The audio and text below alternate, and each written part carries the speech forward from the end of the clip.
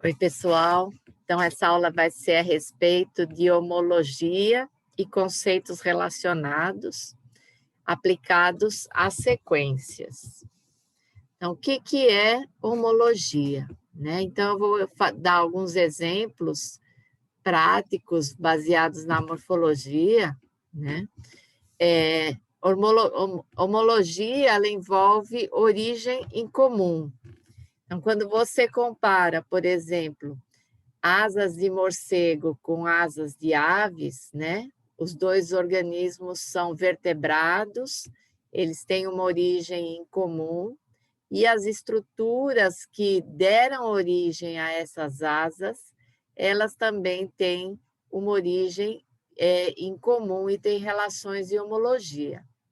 Por sua vez, se a gente comparar essas asas de vertebrados com asas de inseto, ou seja, vertebrados com invertebrados, nós vamos ver que, embora a asa dos insetos ela tenha a mesma função, ou seja, para o voo, usadas para o voo, ela não é homóloga à asa dos vertebrados, ela tem uma origem ontológica, uma origem na diferenciação do órgão que é diferente da asa dos vertebrados. Então, a gente diz, nesse caso, que é uma estrutura análoga, ela não é homóloga. Por que ela é análoga? Porque ela tem a mesma função.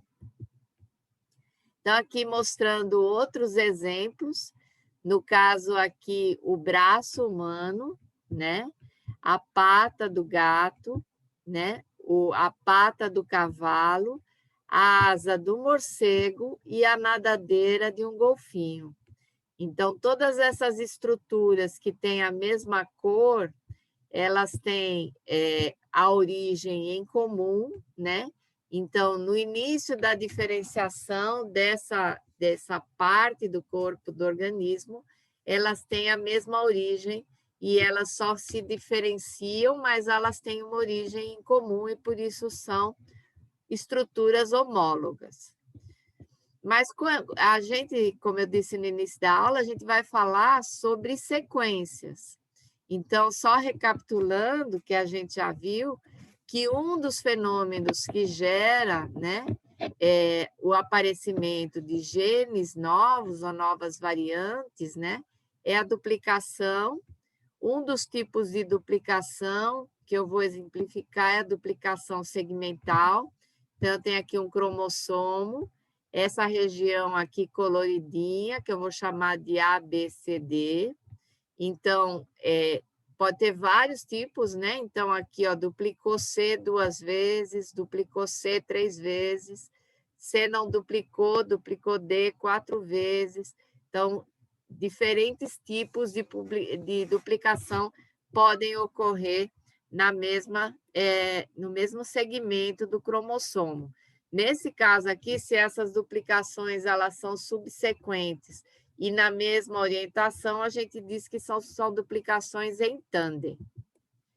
Mas a gente tem um outro evento que leva à duplicação, que é a duplicação do genoma completo, Como a gente já viu, a sigla WGD, Whole Genome Duplication. E aqui está mostrando o que acontece, no caso aí da evolução, ao longo da evolução de uma linhagem evolutiva, digamos que você tenha um cariótipo diploide ancestral, que ele está representado aqui, com esses 10 blocos de sequências, e aí houve uma duplicação e a gente passou a ter 20 blocos de sequências.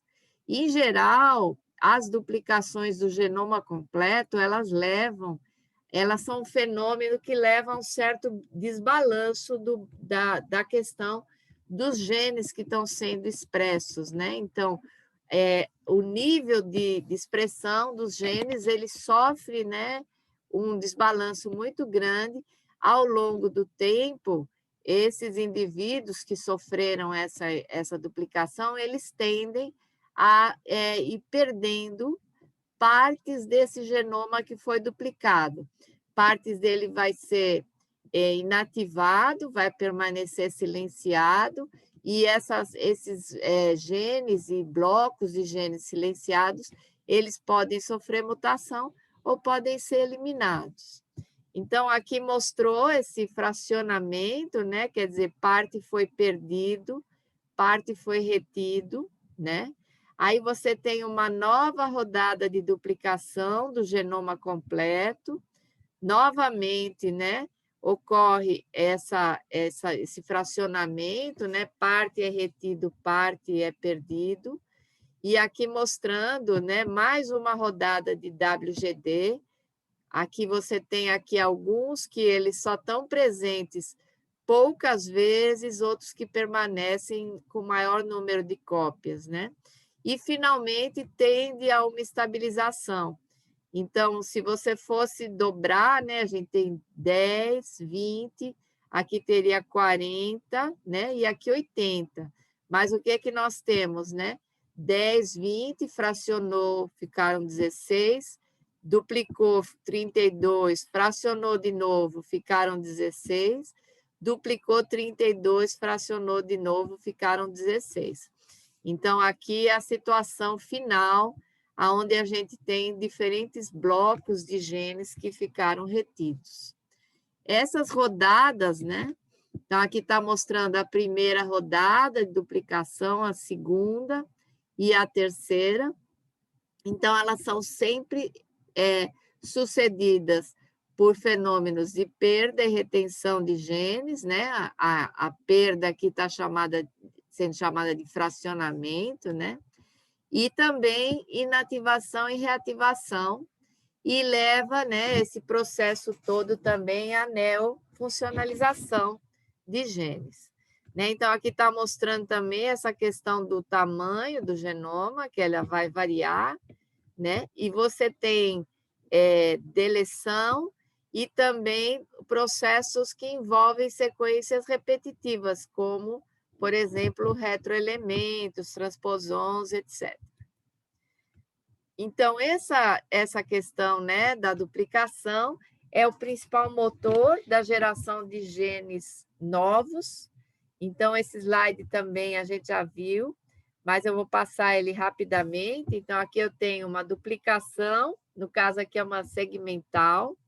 Então, uma das cópias foi inativada, perdeu a função, ficou só uma. Então, volta praticamente à situação anterior. Nesse caso aqui, a gente tem que as duas cópias elas vão sofrer mudanças, vão dar origem a novas variantes gênicas. Aqui uma situação em que a duplicação ocorreu e os dois genes eles permanecem iguais e ativados, né? Aqui uma situação em que uma das cópias foi neofuncionalizada, a outra foi conservada, e aqui uma situação em que partes desses genes perdeu a função. Então, esses genes eles passam a ser genes defeituosos. Tudo isso, né? Você tem que pensar num contexto evolutivo. Como assim? Né? Quando você pensa na evolução de sequências, você tem que pensar na evolução de espécies também. Então, digamos assim, que eu tenho aqui uma espécie ancestral. Quando eu falo em uma espécie, eu nunca estou falando de um indivíduo, mas sim de populações de indivíduos, né? Então, por exemplo, ocorre um fenômeno geológico, como aquele que Darwin observou, que, por exemplo, que foi a emergência da Cordilheira dos Andes. Então, ele observou que dos lados da cordilheira haviam populações de espécies que eram espécies relacionadas, mas elas não eram mais as mesmas espécies. Então, esse isolamento, né, forma populações que ficam isoladas e, ao longo do tempo, se esse isolamento se mantém, vai formar novas espécies. Essas espécies param de ter fluxo gênico, elas já não se cruzam mais, porque elas estão isoladas. E isso leva também a aparecimento de novas variantes de genes. Então, aqui só mostrando, né, como o polimorfismo DNA ele aparece em decorrência do processo de especiação. Então, aqui eu tenho um alinhamento de um trecho do gene, né? Que cada linha é um indivíduo, né? O indivíduo 1, 2, 3 e 4. Então, vejam aqui que eu tenho uma variação aqui nessa posição. 3 indivíduos têm o aminoácido, não, nucleotídeo timidina, um tem citosina, aqui a mesma coisa, a adenina, um tem guanina. Então, digamos que essa população foi isolada. Aqui, num primeiro momento, elas vão carregar as mesmas variantes das sequências, mas havendo permanência desse isolamento por um tempo longo, né? Quando a gente fala em tempo longo, em geral, são centenas e milhares de anos, né? Até milhões de anos. Então, o que que nós temos aqui? Começam a aparecer mutações que, como esses dois grupos aqui estão isolados, as mutações são fenômenos que ocorrem ao acaso, então, dificilmente a que ocorrer nessa população vai ocorrer nessa população. Então, ao longo do tempo, né, a gente vai ter o quê? Algumas mutações, né, que elas vão se fixar, outras que vão ser eliminadas. Então, isso tudo é submetido à ação de eventos como deriva genética e seleção natural. Então, aqui está mostrando, por exemplo, que onde havia essa variação aqui, AG, predominou, fixou a variante A. Nessa aqui havia T e C, fixou C. Mas nessa aqui, ó, havia T e C, fixou T, né?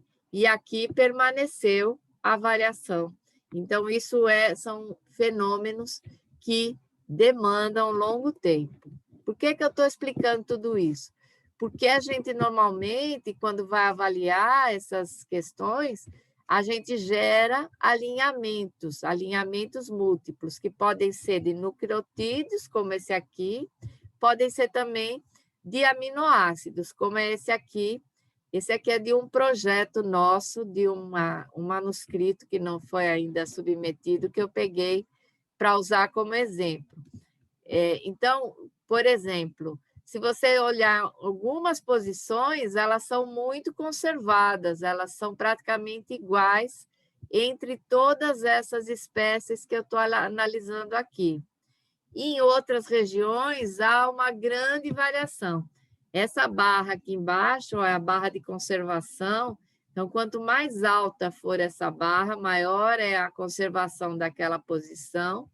Quanto mais baixa, mais variável, né? E aqui está mostrando, embaixo de todas essas barras pretas, essa barra, ela mostra o que é que foi escolhido aqui como sequência consenso, quer dizer, comparando todas essas sequências, quais as regiões que prevalecem ou que ocorrem em todas elas, né? Então, essa forma de analisar sequências ajuda a gente a entender o que a gente chama de relações de homologia. Então, nesse caso aqui, todos os indivíduos que foram analisados, eles estão sendo analisados com relação ao mesmo gene, né? A mesma proteína codificada pelo mesmo gene. Aqui mostrando uma outra situação com um número menor de sequências, mostrando essa questão, né? Que a gente, então, gerou esse alinhamento, a gente tem regiões muito conservadas e algumas regiões variáveis. Então, aqui, por exemplo, essa região aqui é o chamado de domínio A e aqui é o domínio B dessa sequência, né? Então, o que a gente mostra aqui é a prevalência, qual aminoácido que prevalece em cada posição. Então, esses que estão com asterísticos aqui, eles são muito conservados e, aparentemente, eles são muito importantes para a função daquela proteína. Então, quando a gente faz essas análises com sequências, a gente avalia, como eu disse, a homologia. Então, nós vamos ver quais são os conceitos associados com o termo homologia para análise de sequências, que pode ser DNA, RNA ou proteínas. Então, primeiro vamos falar da própria homologia por si. Então, se diz que são homólogas duas sequências, né, que podem ser não gênicas. A gente está falando aqui muito de evolução de gene, mas fora do gene, você também pode encontrar regiões que têm uma origem comum, né? Por isso elas são homólogas. Então, gênicas ou não, derivadas por aquisição de variação a partir de uma sequência ancestral. Então, compartilhada pelas espécies analisadas.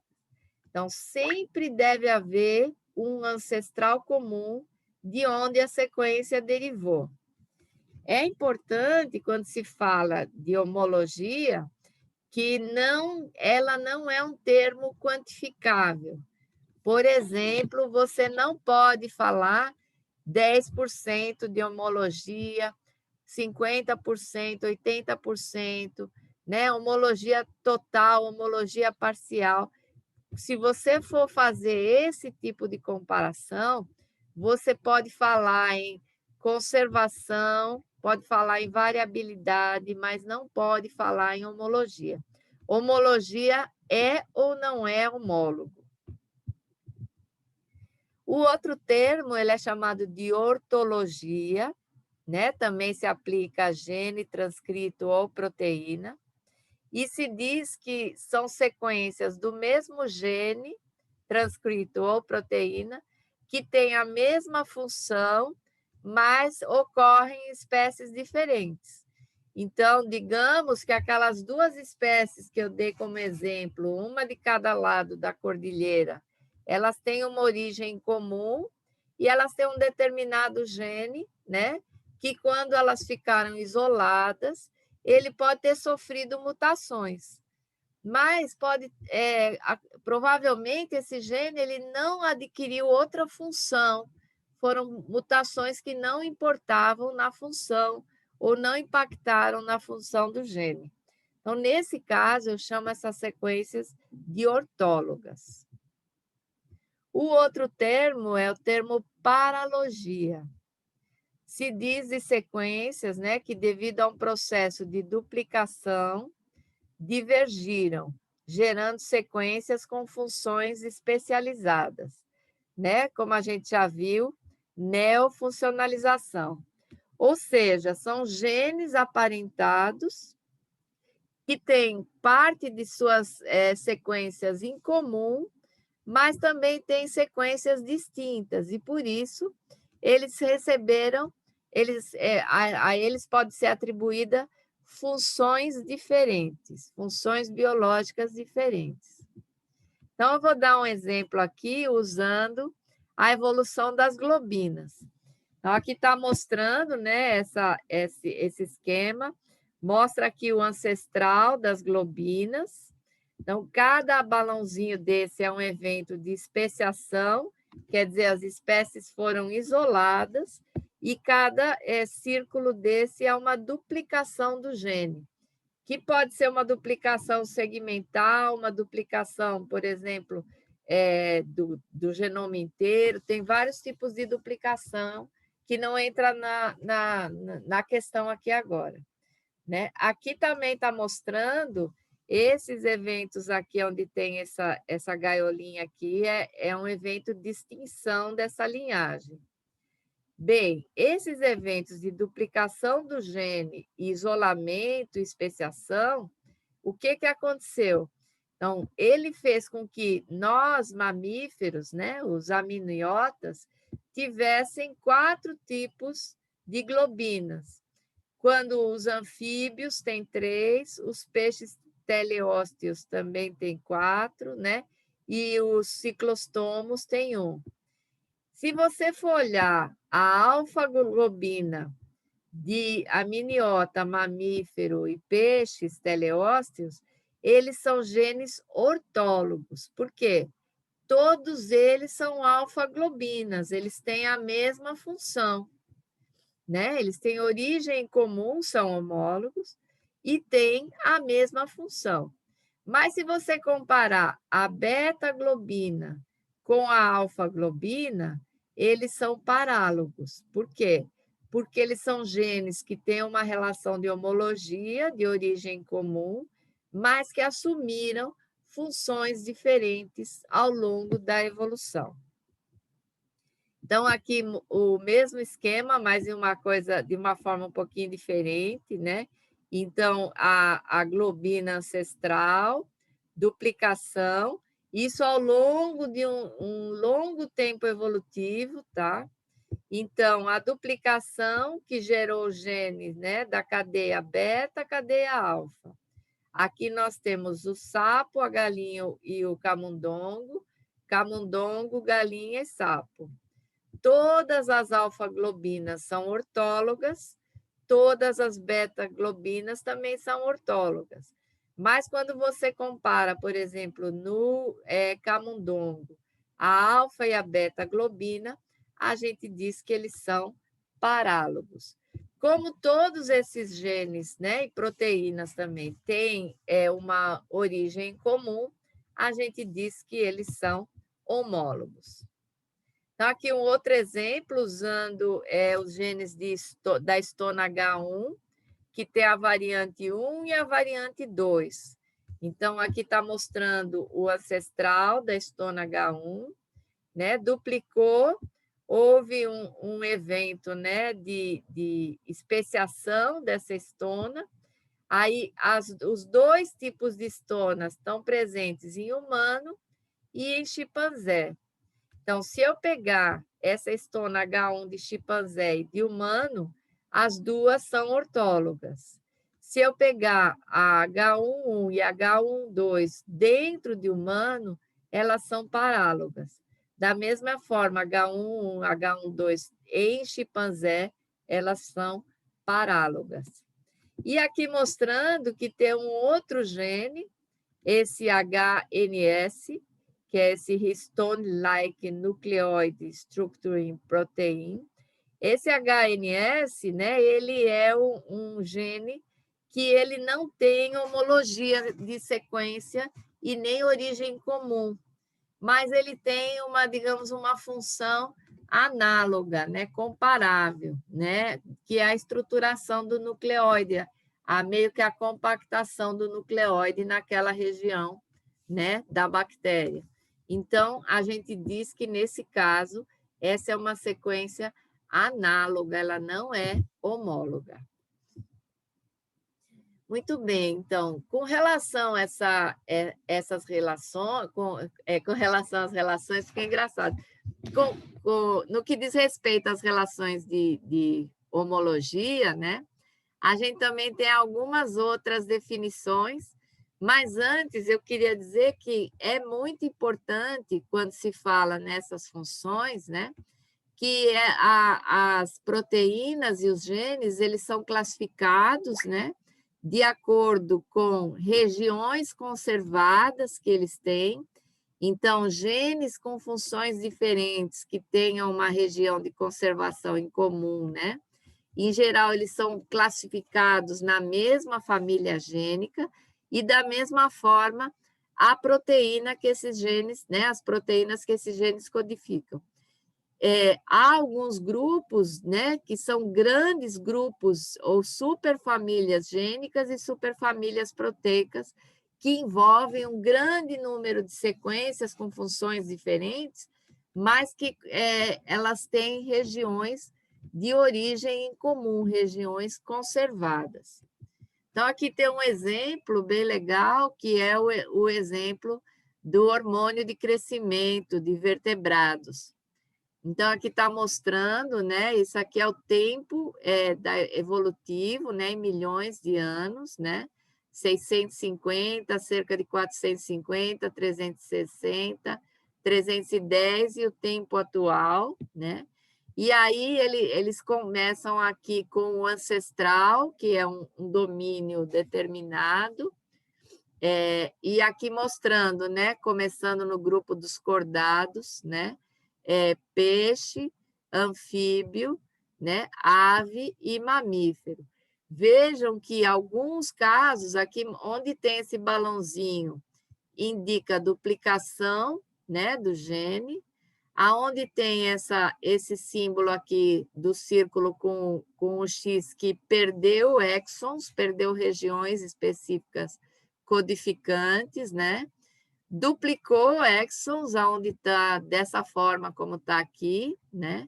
E a gente pode ter também deleção do gene, como aconteceu nesse grupo aqui, né? Então, se vocês olharem, né, a hora que a gente compara essas sequências no tempo atual, a gente identifica vários domínios conservados que são mantidos entre vários desses genes de hormônio de crescimento, né, e proteínas, e outras regiões que elas são, digamos assim, exclusivas, né, de um determinado grupo.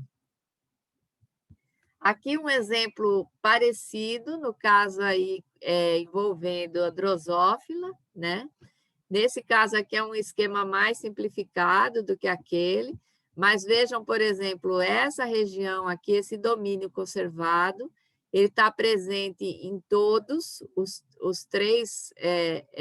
as três unidades taxonômicas que a gente está avaliando, né? Enquanto tem algumas que são ausentes, né? Por exemplo, aqui na Drosophila melanogaster, vários desses domínios que aparecem aqui nas outras espécies, eles não estão, né, presentes. O outro termo que vem sendo usado mais recentemente, ele é chamado de onologia. O que é onologia? Esse termo ele se aplica mais a vertebrados. Na literatura tem bastante coisa recente sobre isso. Se diz de sequências que são parálogas, mas que apareceram nos vertebrados por conta de rodadas de duplicação do genoma completo, né? Especialmente, né, a segunda rodada de duplicação de genomas completos. Esse nome ele foi dado em homenagem a um pesquisador, o Susumu Ono, que foi o primeiro a reconhecer, propor esse evento de poliploidia na base da origem dos vertebrados. Para vocês entenderem, eu botei esse slide aqui, que ele mostra, né, aqui o ramo dos cordados, né? Então, nós temos aqui ó, uma primeira rodada de duplicação do genoma, que ela está mostrada aqui, ó, né? A segunda rodada de duplicação do genoma, que ela está nesse grupo aqui. À medida que essas duplicações elas ocorrem, elas são seguidas também, como a gente viu, né? De perdas e fixação de determinados grupos de sequência. No caso desse grupo aqui dos vertebrados, né? Teve ainda uma terceira rodada de duplicação, mas ela foi exclusiva desse grupo aqui dos peixes teleósteos, né?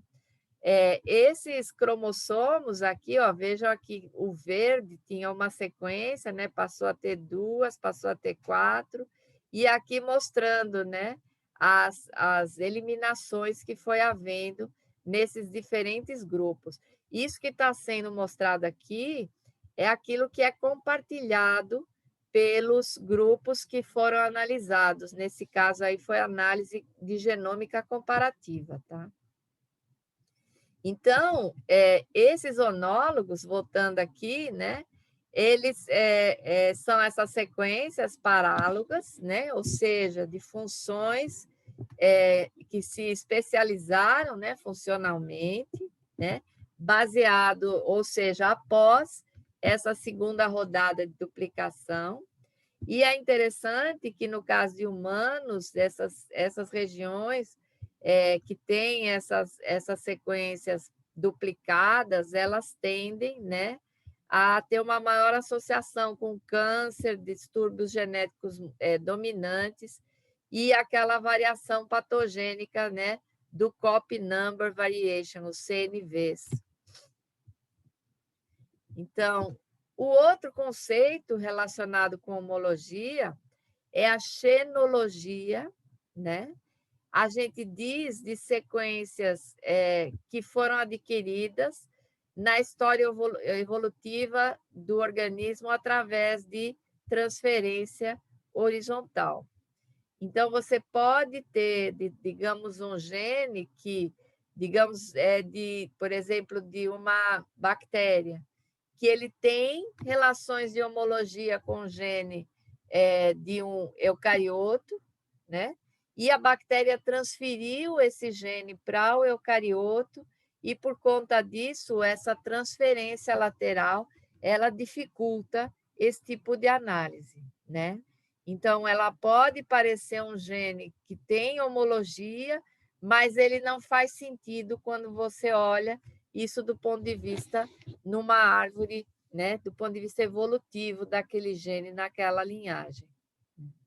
A transferência horizontal ou lateral de genes, ela é chamada, né, HGT, né, ou isso é do inglês, né, Horizontal Gene Transfer, é, é, com genes, mas na verdade ela pode envolver tantos genes como outras sequências também, né? Então, às vezes, quando você faz análise de evolutivas, você procura, por exemplo, regiões não codificantes que são conservadas e essas sequências elas aparecem lá. Então, aqui esse trabalho ele ilustra, né, uma filogenia aonde estão representados eventos, né, de transferência horizontal. Então, tudo que não é resultante da transferência vertical, qual é a transferência vertical? São dois indivíduos que se cruzam e a descendência herda, né, as suas características e sequências. Nesse caso, não, isso não envolve o cruzamento, não envolve singamia, não envolve sexualidade. Isso envolve a transferência direta de sequências de um organismo para outro.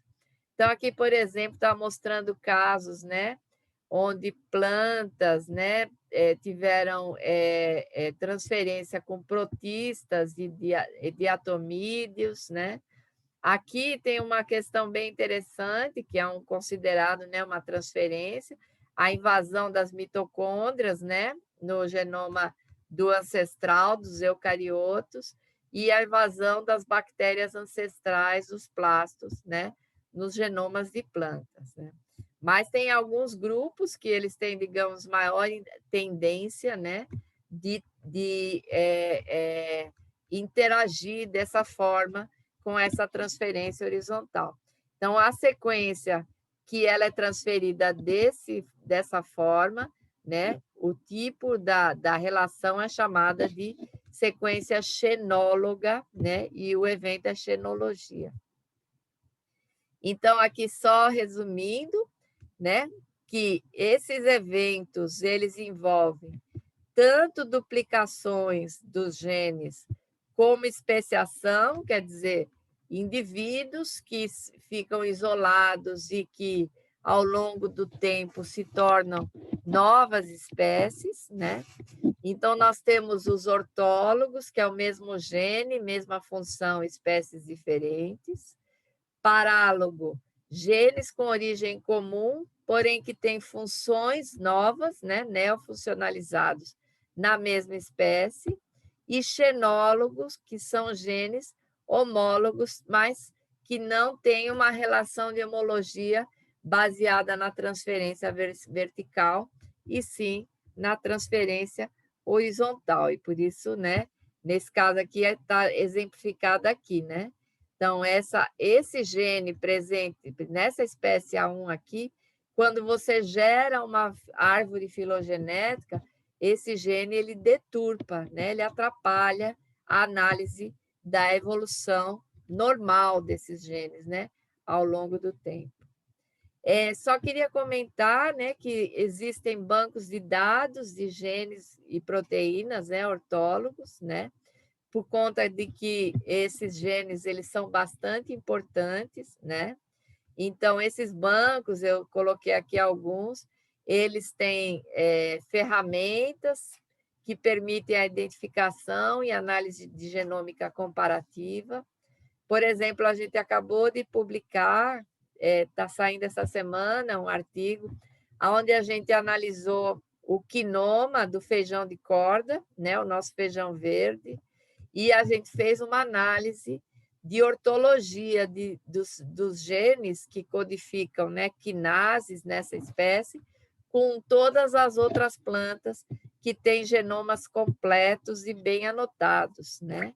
E com isso você consegue identificar essas relações de ortologia entre esses genes que você está estudando e os genes das outras espécies por genômica comparativa, né? Quais as aplicações e implicações dessas análises, né? Então, predizer função gênica, acho que não preciso dizer como é importante entender função gênica para várias coisas, né? Saúde, agropecuária, farmacologia, nutrição, etc., né?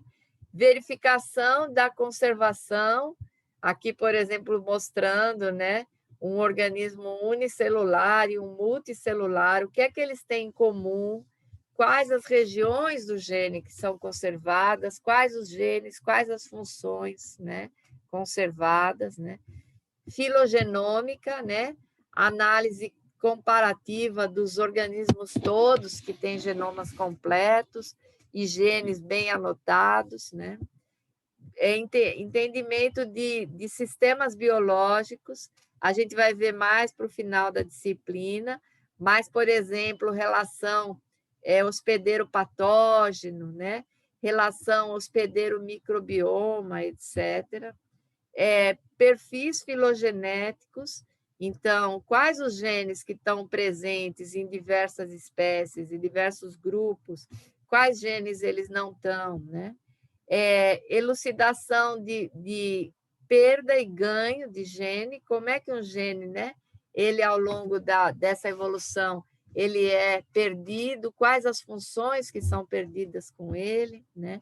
A filoestratigrafia, o que é isso? É datação dos genes, né, através de genômica comparativa, quer dizer, quando é que um gene surgiu, né? Por exemplo, né, tem um amigo nosso da UFMG que eles publicaram essa análise mostrando quando surgiu o primeiro gene que nos tornou amniotas, né? Que genes eram esses? Quais eram exclusivos? Qual é o organismo mais ancestral que tem esse gene, né? E tem identificação de genes taxonomicamente restritos. Então, eu tenho numa árvore um grupo grande de organismos, que momento um gene nasce, digamos assim, né? E aparece, com ele aparece uma nova capacidade e uma nova função.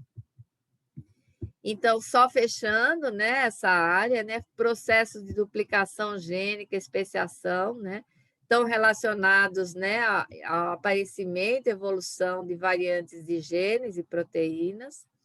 Os genes duplicados, né, ou duplicação segmental ou o do genoma todo, eles podem evoluir, formar novos genes e proteínas com pequenas diferenças, né? Então, sendo mantidos em espécies diferentes, né, que seriam os ortólogos, porém, alguns podem sofrer mudanças maiores, né, ganhando funções, principalmente após as duplicações, né, e nesse caso, esse gene ele pode coexistir com o gene original, mas ele pode assumir uma função que aquele gene ancestral não tinha, né? A duplicação do genoma completo gera desbalanço, né? E aí há processos graduais de eliminação e retenção de sequências, né? Codificantes e não codificantes. Isso é o que é um dos principais motores, né, da variabilidade genética. E as sequências xenólogas, né, são transferidas de forma anormal, digamos assim, né, lateralmente, horizontalmente, né, não pela via da herança, né, de pai para filho, né? Ou de ancestral para descendente, e isso dificulta, deturpa, né? As análises evolutivas e de relações de homologia. Então, eu vou ficando por aqui e a gente conversa mais sobre isso na nossa aula.